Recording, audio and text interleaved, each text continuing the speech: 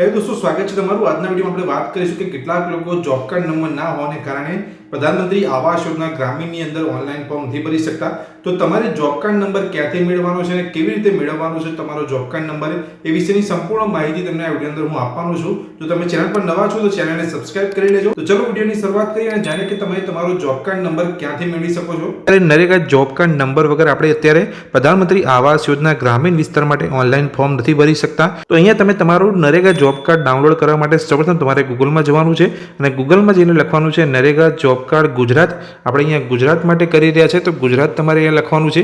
નીચે તમને એક વેબસાઇટ જોવા મળશે gujaratnarega.nic.in। આ વેબસાઇટ પર તમારે ક્લિક કરવાનું છે। તો જેવું તમે એ વેબસાઇટ પર ક્લિક કરશો એટલે મિનિસ્ટ્રી ઓફ રૂરલ ડેવલપમેન્ટની જે વેબસાઇટ છે Mahatma Gandhi national rural employment સ્કીમની અંતર્ગત જે વેબસાઇટ છે તમને અહીંયા જોવા મળી જશે।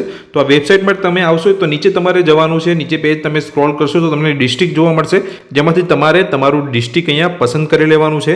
જે પણ તમારું ડિસ્ટ્રિક્ટ હોય મહેસાણા હોય મહીસાગર હોય મોરબી હોય એ ડિસ્ટ્રિક્ટ તમારે અહીંયાથી પસંદ કરી લેવાનું છે। મેં મારું ડિસ્ટ્રિક્ટ અહીંયા પસંદ કરી લીધું છે। તો તમે અહીંયા ડિસ્ટ્રિક્ટ પસંદ કરશો એટલે આ પ્રકારનું પેજ તમારી સામે ઓપન થશે જેમાં તમારે નીચે આવવાનું છે। નીચે તમે જોશો તમને અહીંયા બ્લોક સ્વરૂપે તમારા તાલુકા જે છે એ તમને બતાવવામાં આવેલા છે।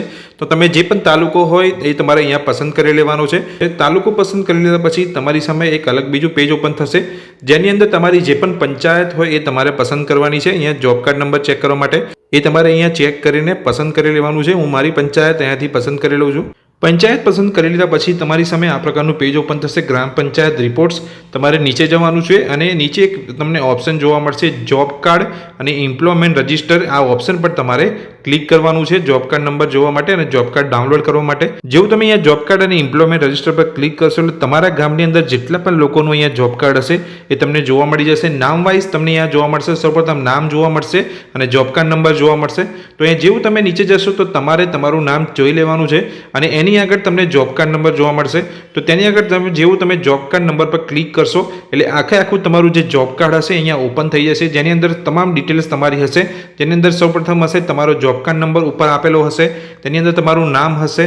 આ જોબ કાર્ડ નંબર તમારે અહીંયા પ્રધાનમંત્રી આવાસ યોજના ગ્રામીણની અંદર જો તમે ઓનલાઈન ફોર્મ ભરી રહ્યા છો તો આ જોબ કાર્ડ નંબર ત્યાં તમે યુઝ કરી શકો છો।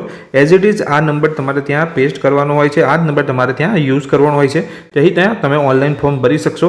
તો આ વિડીયો અંદર મેં તમને માહિતી આપી કે જે પણ લોકો અહીંયા આર્થિક સહાયતા મેળવવા માટે સબસિડીની જે સહાયતા પ્રધાનમંત્રી આવાસ યોજના અંદર મળી રહી છે તેની અંદર જ્યારે ઓનલાઈન ફોર્મ ભરે છે ગ્રામીણ વિસ્તાર માટે તો જોબ કાર્ડ નંબર ના હોવાને કારણે તે ઓનલાઈન ફોર્મ નથી ભરી શકતા।